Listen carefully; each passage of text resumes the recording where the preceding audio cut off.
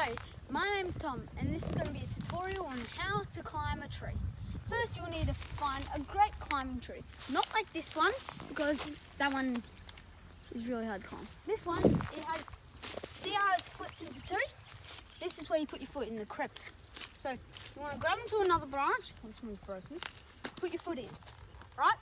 Pull yourself up with all your strength and then see how I put my foot in this crevice? There, that's what you want to put your feet in. Okay, so then you keep climbing up, crevice again, and then keep holding on to the branches up and up. So I'm holding on to this branch. Okay, once it's too high like that, you have to bend up. All your strength, pull up.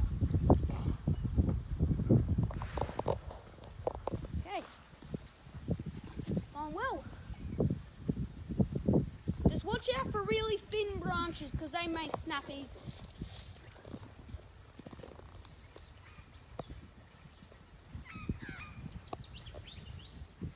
Now that is how you climb a tree. Thank you for watching.